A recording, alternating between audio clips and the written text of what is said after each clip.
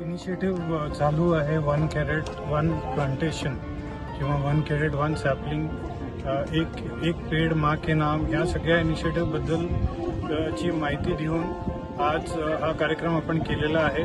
आमच्याबरोबर युनिव्हर्सिटीचे vice chancellor आहेत, Maske sir आहेत, प्रिन्सिपल आहेत, रजिस्ट्रार आहेत, एनओज, टीचर्स आणि कॅडेट्स आणि NSSचे पण इथं विद्यार्थी आहेत या प्लांटेशन ड्राईव्हमध्ये.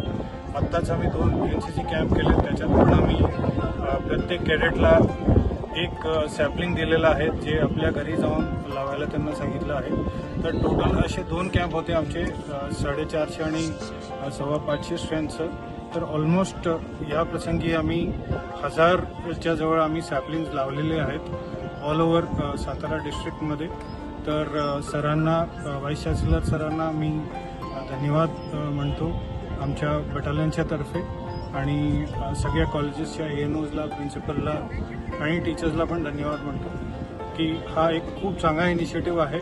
कारण आता आपण वातावरणाचा प्रकोप बघतोच आहे.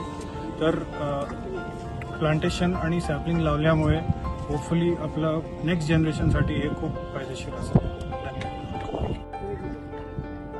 सातारा शहरातील NCC 22 महाराष्ट्र बटालियनचे कर्नल माननीय श्री राज मन्ना, त्यांचे सर्व सहकारी, शहरातील NCC युनिटचे ANOज राजशेखर नेलेल्लो, विरकर साह, चोरगे सर, पवार साह आणि या ठिकाणी उपस्थित असलेले सर्व NCCचे विद्यार्थी यांच्या माध्यमातून या डोंगर माथ्यावर ज्या प्रकारचं वृक्षारोपण झालं, यातून एक अतिशय वेगळा आगळा असा संदेश एन्व्हायरमेंट प्रोटेक्शनच्या दृष्टीने या विद्यार्थ्याने दिलेला आहे.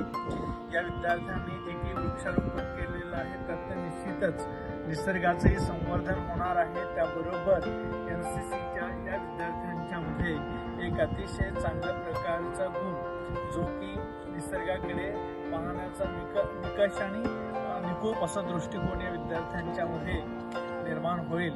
मी माननीय राज मन्ना साहेब, त्यांचे सर्व सहकारी, सर्व ANOज आणि NCC मधील शहरातील सर्व विद्यार्थी यांचं अभिनंदन करतो, कौतुक करतो, त्यांना मनापासून धन्यवाद देतो की निसर्गाचं संवर्धन करण्याच्या कामी आपण जे काही प्रयत्न आरंभलेले आहेत त्यासाठी आपण सर्वांना सुयशी चिंतित